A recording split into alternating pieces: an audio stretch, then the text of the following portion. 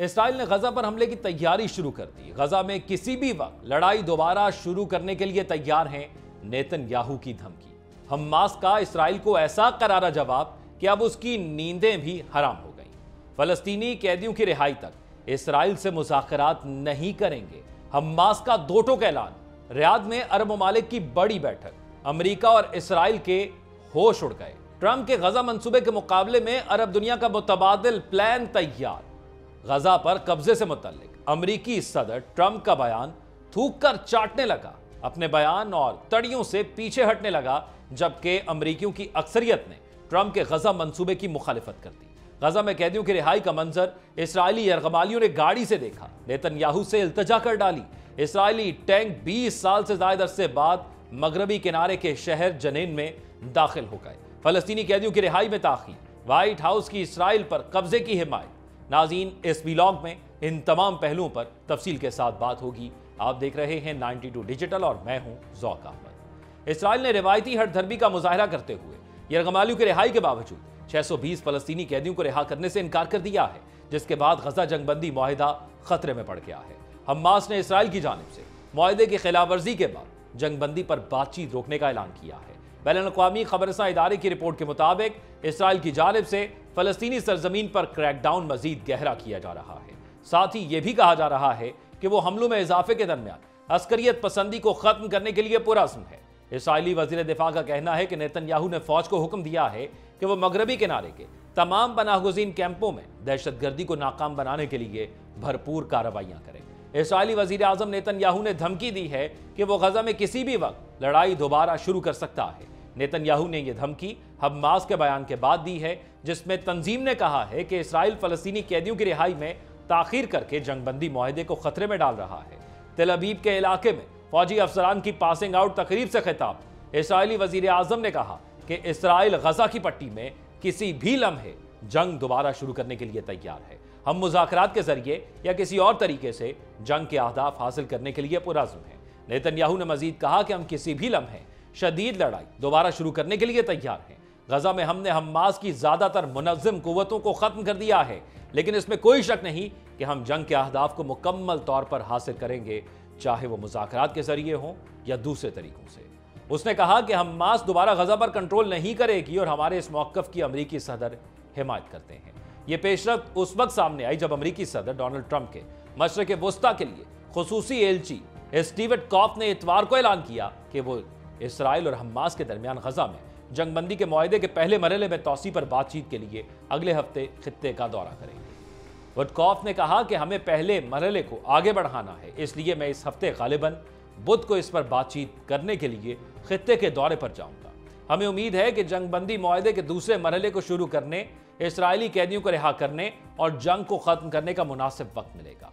ये पूछे जाने पर कि क्या उनके ख्याल में इसराइली वज़ीर आज़म नेतन्याहू जंगबंदी में तौसी या लड़ाई दोबारा शुरू करने को तरजीह देंगे, गौफ ने कहा कि उन्हें यकीन है कि वो जंगबंदी को तरजीह देते हैं। वुडकॉफ ने कहा कि मेरे ख्याल में वज़ीर आज़म का एक मजबूत मकसद है, वो चाहते हैं कि ये यरगमालियों को रिहा किया जाए, ये यकीनी बात है। वो इसराइल की रियासत की हिफाजत भी करना चाहते हैं, इसलिए उनके पास सुर्ख लकीर है। उसने कहा कि ये सुर्ख लकीर गजा पर हुकूमत करने में हमास के मुस्तकिल का और मुस्तकबिल का किरदार है। उन्होंने कहा कि इस मरहले में यकीन के साथ कह सकता हूं कि हमास गजा में हुकूमत का हिस्सा नहीं बन सकती। अमरीकी एलची का कहना था कि जहां तक हमास के मुसलसल वजूद का ताल्लुक है तो मैं ये तफसील इसराइली वज़ीर आज़म पर छोड़ता हूँ। हमास ने इतवार के रोज़ ऐलान किया कि इसराइल गजा में जंगबंदी के मुआहिदे को खतरे में डाल रहा है। हमास ने कहा कि इसराइल हफ्ते के रोज़ गजा से रिहा होने वाले इसराइली कैदियों की रिहाई के बदले रिहा होने वाले 600 से ज़्यादा फलस्तीनियों की रिहाई रोककर मुआहिदे को खतरे में डाल रहा है। हमास ने सालसी करने वाले ममालिक पर जोर दिया कि वो इसराइल पर मुआहिदे के तहत तमाम कैदियों की रिहाई के लिए दबाव डालें। फलस्तीनी मुज़ाहमती तंजीम हमास ने कैदियों की रिहाई तक इसराइल के साथ किसी भी किस्म के मजीद मुज़ाकरात से इनकार कर दिया। बरतानवी खबरसां एजेंसी के मुताबिक हमास के सीनियर रहनुमा बासिम नईम ने कहा कि जब तक मुआहिदे के तहत तयशुदा फलस्तीनी कैदियों को रिहा नहीं किया जाता, इसराइल के साथ जंगबंदी के हवाले से कोई मुज़ाकरात नहीं होंगे। हमास ने जंगबंदी मुआहिदे के तहत 6 इसराइली यरगमालियों को रिहा किया था, जिसके बदले में इसराइल को 620 फलस्तीनी कैदियों को रिहा करना था। ताहम इसराइली वज़ीर आज़म ने कैदियों की रिहाई को मौखर करने का ऐलान करते हुए कहा कि हमास की जानिब से मुआहिदे की खिलाफ वर्जियों के बायस ये फैसला किया गया। इसराइली वज़ीर आज़म ऑफिस के जारी बयान में कहा गया कि हमास फलस्तीनी कैदियों की रिहाई को प्रोपेगेंडे के लिए इस्तेमाल कर रही है और इसराइली कैदियों की बेइज्जती की जा रही है। इसी वजह से कैदियों की रिहाई मुलतवी की गई है। हमास के रहनुमा बासिम नईम ने कहा कि सालिसों को यकीनी बनाना होगा कि इसराइल मुआहदे की तमाम शराइत पर अमल करे और फलस्तीनी कैदियों को जल्द अज जल्द रिहा किया जाए, वरना मुज़ाकरात मुमकिन नहीं होंगे। जनवरी से जारी जंगबंदी के बावजूद 19 जनवरी से ही मुज़ाकरात शुरू हुए। हमास और इसराइल एक दूसरे पर मुआहदे की खिलाफवर्जी के इल्ज़ामात लगा रहे हैं, तहम अब तक जंगबंदी का मुआहदा बरकरार है। अरब रहनुमाओं ने सऊदी अरब के शहर रियाद में मुलाकात की और गजा की जंग के बाद तामीर नौ के लिए एक मंसूबा तैयार किया गया ताकि डोनाल्ड ट्रंप की इस तजवीज़ का मुकाबला किया जा सके कि अमरीका फलस्तीनी बाशिंदों के बगैर गजा पर कब्जा कर लेगा। फ्रांसीसी खबरसां इदारे की रिपोर्ट के मुताबिक ट्रंप के इस मंसूबे की मुत्तहिदा अरब रियासतें मुखालिफत कर रही हैं, लेकिन इस बात पर इख्तलाफात मौजूद हैं कि गजा पर हुकूमत कौन करेगा और उसकी तामीर नौ के लिए किस तरह माली अनाज फराहम की जाएगी।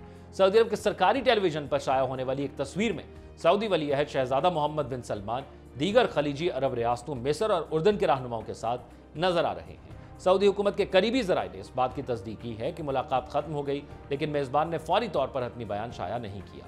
मिस्र के सदर अब्दुल फताह अल सीसी के दफ्तर ने कहा कि वो बहरीन, उर्दन, कुवैत, कतर, सऊदी अरब और मुत्तहिदा अरब अमारात के रहनुमाओं से मुलाकात के बाद सऊदी दारुल हुकूमत से जा चुके हैं। इससे कबल एक सऊदी जराए ने AFP को बताया था कि फलस्तीनी अथॉरिटी की जानिब से भी मुज़ाकरात में शिरकत मुतवक्के है।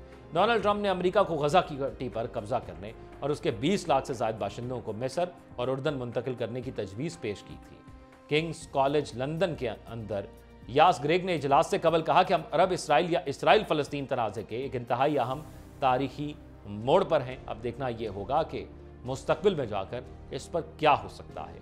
नाज़रीन, गजा की पट्टी इसराइल और हमास के दरमियान 15 माह से ज़ायद अरसे से जारी जंग के बाद बड़े पैमाने पर खंडरात का ये इलाका शिकार है और हाल ही में अक़वाम मुत्तहिदा ने तखमीना लगाया है कि इसकी तामीर नौ पर 53 अरब डॉलर से ज़ायद लागत आएगी। 11 फरवरी को वाशिंगटन में ट्रंप के साथ मुलाकात के दौरान उर्दन के शाह अब्दुल्ला अदोम ने कहा था कि मिस्र आगे बढ़ने के लिए एक मंसूबा पेश करेगा। सऊदी ज़राए का कहना था कि मंदुबीन मिस्री मंसूबे के एक वर्जन पर तबादला करेंगे।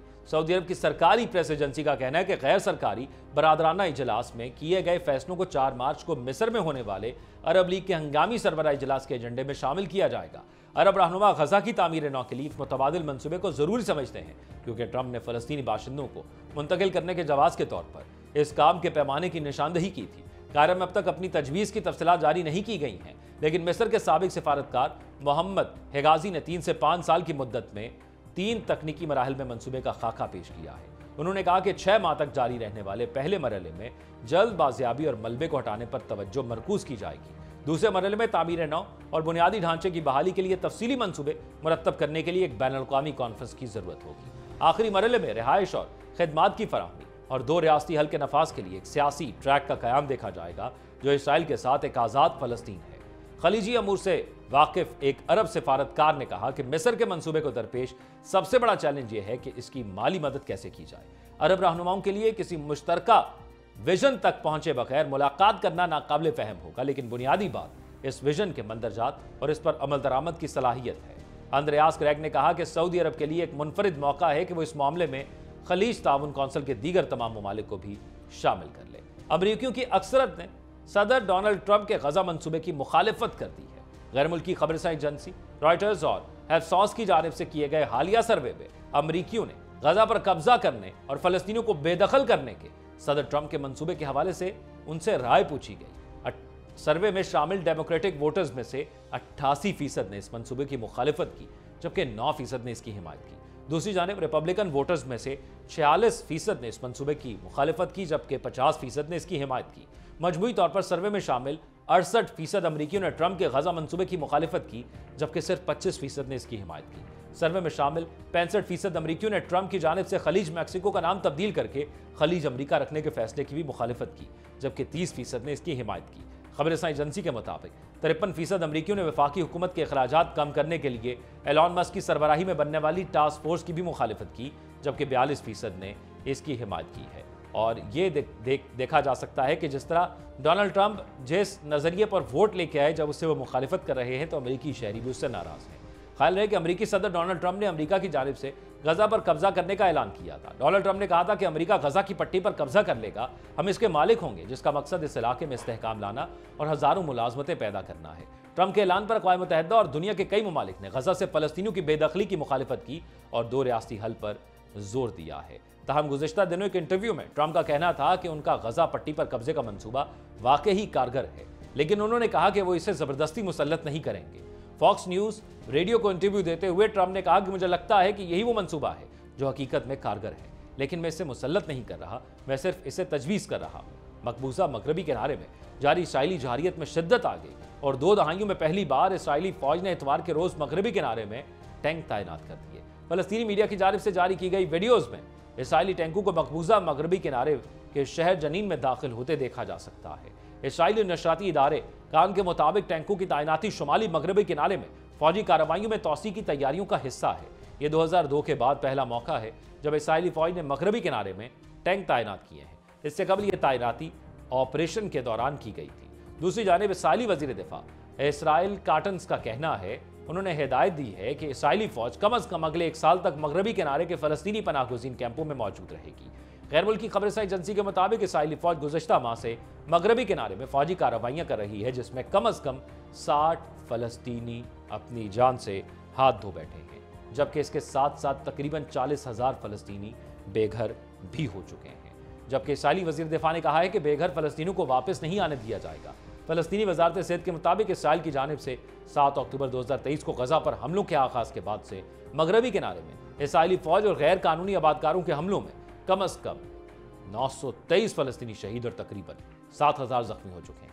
गुज़िश्ता बरस जुलाई में बैनुल-अक़वामी अदालत इंसाफ ने फलस्तीनी इलाकों पर इसराइल के तवील अरसे से जारी कब्जे को गैर कानूनी करार दिया था और वारंट गिरफ्तारी भी जारी किए गए थे। फलस्तीन की मुजामती तहरीक हमास ने गजा जंगबंदी मुआहदे के 7वें मरहले के तहत 6 इसराइली यरगमालियों को रिहा किया, जिसके मनाजिर हमास की कैद में मौजूद दीगर यरगमालियों ने भी अपनी आंखों से देखे।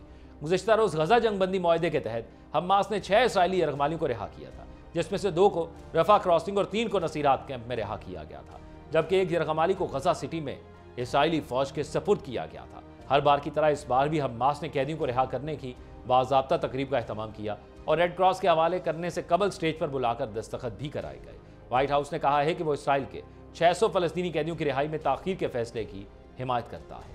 बरतानवी खबरसां इदारे रॉयटर्स के मुताबिक व्हाइट हाउस ने इसकी वजह हमास की जानिब से इसराइली यरगमालियों के साथ वहशियाना सलूक को करार दिया है। नेशनल सिक्योरिटी काउंसिल के तर्जुमान ब्रायन ह्यूज ने एक बयान में कहा है कि कैदियों की रिहाई में ताख़ीर फलस्तीनी मुसल्लह तंजीम की जानिब से किए गए सलूक के जवाब में मुनासिब रद्द-ए-अमल है। उन्होंने अमेरिकी सदर डोनाल्ड ट्रंप के हवाले से कहा कि वो इसराइल की हिमायत करने के लिए तैयार हैं, चाहे वो हमास के बारे में कोई भी इक़दाम करे। हमास ने इसराइल के 6 यरगमाल अफराद को रिहा कर दिया। इसके बाद मजीद 3 अफराद को भी हमास ने रिहा किया। इतवार को इसराइल ने कहा था कि सैकड़ों फलस्तीनी कैदियों की रिहाई उस वक्त तक मौखर कर दी गई है जब तक इसराइली यरगमालियों की हवालगी की यकीन दहानी नहीं कराई जाती। इसराइल ने यह भी कहा था कि जिल्लत आमेज तकरीबात के बगैर गजा में इसराइली यरगमालियों की हवालगी का यकीन बनाना होगा। इसराइल के अचानक ऐलान ने जंगबंदी के मुस्तकबिल को मजीद मशकूक बना दिया है। फलस्तीन अथॉरिटी के कैदियों के अमूर के कमीशन ने मजीद इतला तक ताखीर की तस्दीक कर दी है। नाज़रीन, मशरक़ वुस्ता की यह ताज़ा तरीन सूरत हाल आप क्या राय रखते हैं? कमेंट सेक्शन में आगाह कीजिएगा। अपना ख्याल रखिएगा। अल्लाह हाफ़िज़।